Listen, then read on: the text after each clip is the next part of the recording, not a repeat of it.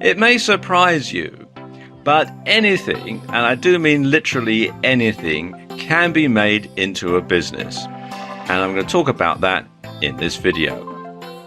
Now, if you want to be a successful entrepreneur, you have to either be the best or be the first at whatever it is that you're going to do. Being first to offer some sort of product or service, of course, depends on your ability to spot the needs or wants for those goods or services. So you need to take a good look around you, you need to be in touch with what's going on, and you need to be able to spot the opportunities. And that means never giving up on thinking that anything can be made into a business.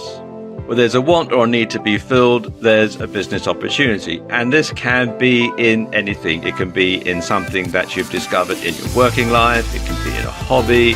It can be in a pastime. It can be something that you've seen when you've been out and about. It can be something that you've read in the newspaper or magazine or seen on TV. There's all sorts of opportunities around. You just need to zone in on the right one and something that you can do, a service or a product that you can offer.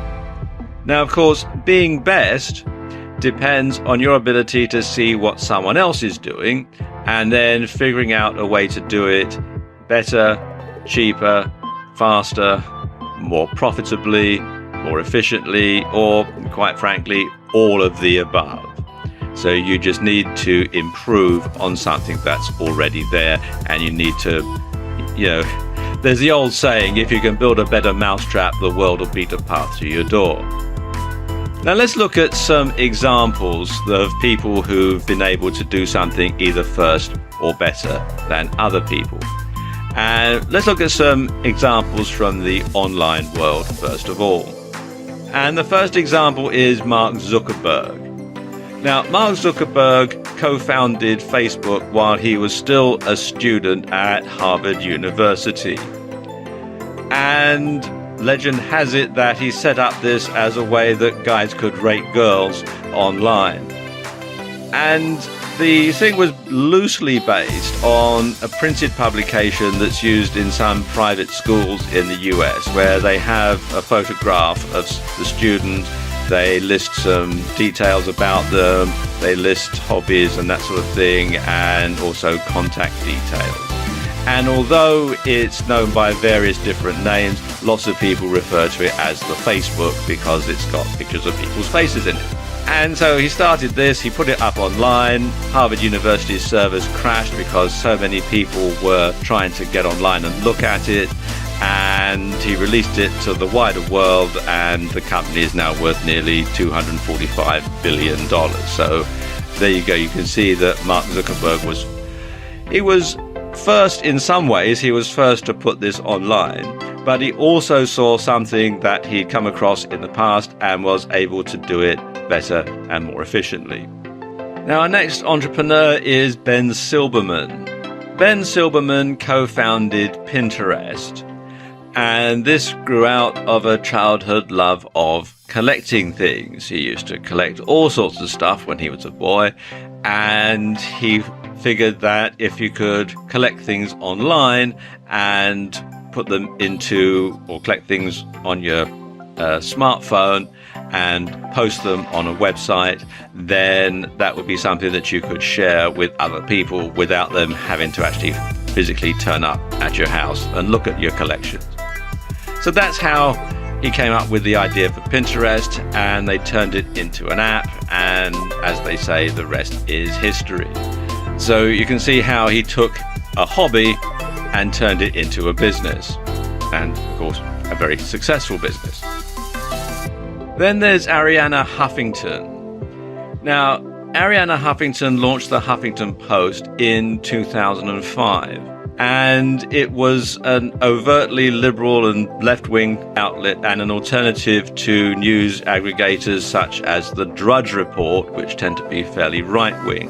And so she wanted to really set a balance. And it's become probably the world's most successful online newspaper. I don't know whether you can actually call it a paper because it is online, but it is one of the most successful online newspapers. And it was the first online publication to win a Pulitzer Prize. And so it is now taken very, very seriously by the world in general. And of course, it started out as a blog and then moved on to becoming a much more serious publication. So again, you see, she saw a need, she saw a way to fill it and simply scaled things up.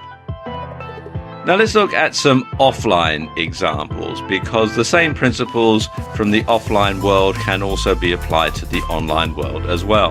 Now, our first offline entrepreneur is arguably one of the world's most famous and successful entrepreneurs, and that's Sir Richard Branson. And he started his first business selling records by mail order at cheaper prices than record stores. And he knew that teenagers, because the market was mainly aimed at teenagers, presented a ready market and they didn't have a lot of money. And then his business grew from there to actually recording his own records. I think Mike Oldfield's Tubular Bells was the first one that was released on the Virgin label. And he's gone on now to found goodness knows how many different businesses. It's because he's been able to take the skills that he's acquired from running one business, applying to the next. So see, he saw a need, he saw a want, and he just simply came up with a way to fill it. And finally, of course, there's Thomas Edison. Now, Thomas Edison developed many devices that greatly influenced life around the world. And he held 1,093 US patents in his name, as well as many patents in the United Kingdom, France, and Germany. And Thomas Edison really changed the world. You wouldn't be watching this video right now if it wasn't for Thomas Edison, because he invented sound recording. He also set up one of the first commercial electricity generating companies in the world. He showed that it was possible to distribute electricity to households and to businesses. So really, by being able to harness electricity and show that there was a demand for it, he changed the world. But of course, all this comes with a word of caution. Just because something can be made into a business doesn't mean that you should make it into a business. You should be aware of the laws that hold true over your location of your business, as there may be some lesser known rules that preclude your business opportunity. So just because you can buy, say, pharmaceuticals in one country over the counter that's only available on prescription in another country doesn't mean that you should set yourself up as the pharmaceutical import-export business, because that might get you into a lot of trouble.